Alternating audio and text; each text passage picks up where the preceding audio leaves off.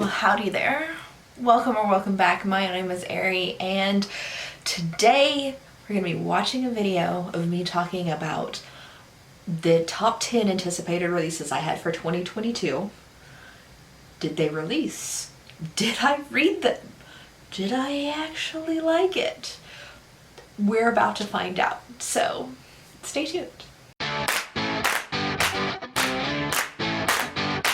Today, I want to go over my top 10 anticipated releases for 2022.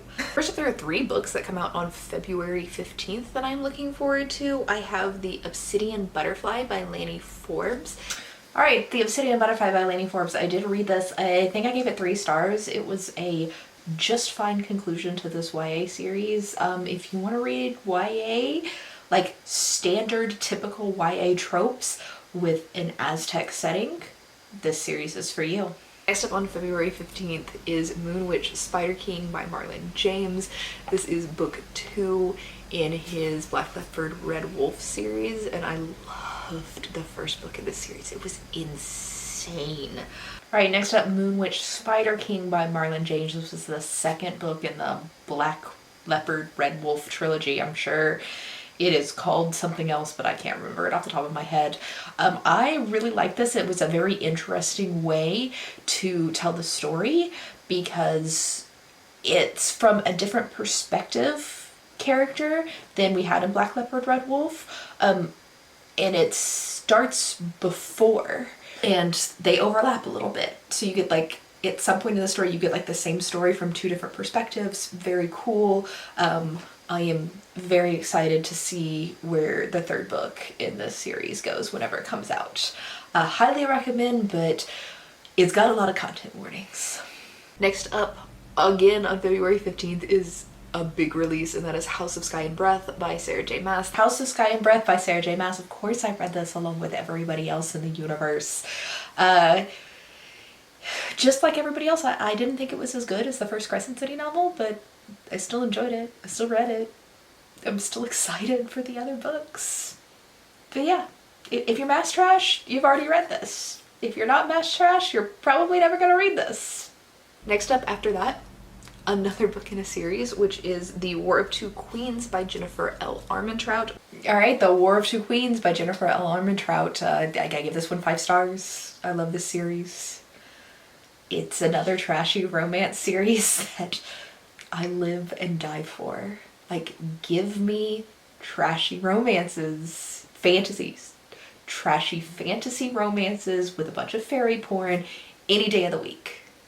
I'm good. Destiny of the Dead by Kel Cade. This is the book 2 in this series, which is a very unique premise where it's a chosen one trope, but a subverted chosen one trope where the chosen one it dies. Alright, Destiny of the Dead by Kel Cade. I did read this as well. It wasn't as good as the first book. It was actually kind of disappointing and kind of boring. I think I ended up giving it 3 stars. I still plan to finish out the series whenever Kel Cade gives us the 3rd book, but I probably won't be anticipating the 3rd book. The last one I have a date for is A Prayer for the Crown Shy by Becky Chambers. This is her 2nd book in her Monk and Robot series. A Prayer for the Crown Shy by Becky Chambers. This is the 2nd book in Monk and Robot series. I'm trying to talk too fast. I'll give this 5 stars. This is great. Becky Chambers remains one of my favorite authors, and it's just wholesome goodness everywhere. I love it. The rest of the books on this list I don't really have firm publishing dates for, so we're crossing our fingers that they're actually coming out this year. And the first one is going to be Witch King by Martha Wells. Alright, next up, Witch King by Martha Wells. It didn't release. It's going to release in 2023. You'll see it tomorrow on next year's anticipated releases, so. Then Brandon Sanderson has told us that Wax and Wayne book 4 will be out sometime in 2022. He doesn't have a firm date, but I'm like confident that this will actually come out because Brandon Sanderson. Next up was The Lost Metal, Wax and Wayne book 4. I own it. It's setting right there. I haven't read it. It came out in November. I was working 2 jobs, like 65, 70 hours a week, November and December, and I barely read anything at all. So it's still in my TBR. I'll get to it probably pretty soon, but I don't have like a firm plan on when I'm gonna read it. Another book that I'm pretty sure is coming out this year is Nana the Ninth by Tamsin Muir. Nana the Ninth by Tamsin Muir. When I recorded this video, it didn't have a cover, but it definitely came out. It has a cover. I gave this 5 stars. It's fantastic. The series Lesbian Necromancers in Space. Why haven't you read this yet? The final one I have on here, it's got a vague date again, and that is Chains of Thorn by Cassandra Clare. The last book, Chains of Thorn by Cassandra Clare, it did not come out last year, but I think it comes out like next week. It's pre-ordered already.